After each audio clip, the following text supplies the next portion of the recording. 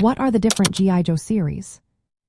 If you are curious about the different series of G.I. Joe and how they fit into vintage doll and toy collecting, you are in for a treat. The G.I. Joe franchise has a rich history, especially in the toy world. Understanding these series can help you identify and categorize vintage G.I. Joe figures and memorabilia. The most iconic series is G.I. Joe, a real American hero, which began in the early 1980s and ran until the mid-1990s. Launched by Hasbro, this series introduced the 3.75-inch action figures that set the standard for military-themed toys. The storyline revolves around an elite special missions force called G.I. Joe, who battles the terrorist organization Cobra.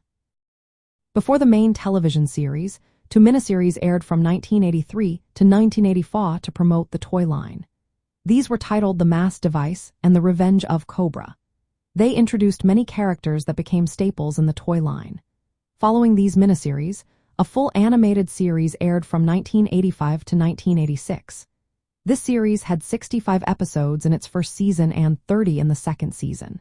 It introduced characters like Sergeant Slaughter, a real professional wrestler who joined the G.I. Joe team. From 1989 to 1992, another animated series was produced by Dick Entertainment.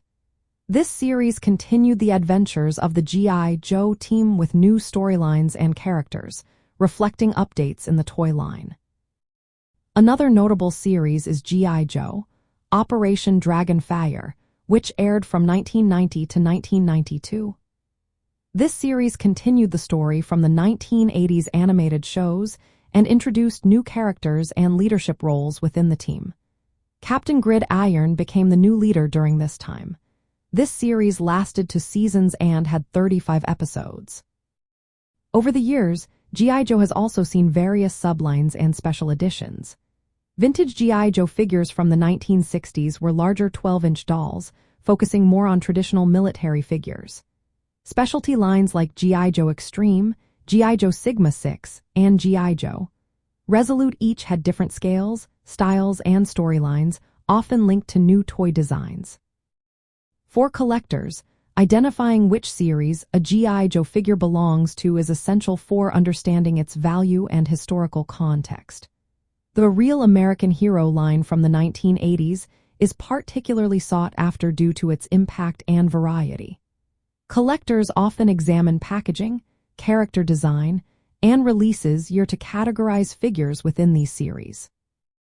In summary, the main G.I. Joe series relevant to toy and doll collecting include the original 12-inch figures from the 1960s and the highly collectible 3.75-inch Real American Hero line from the 1980s and early 1990s. Each series reflects changes in toy manufacturing and marketing that are important for collectors to know when identifying vintage G.I. Joe items.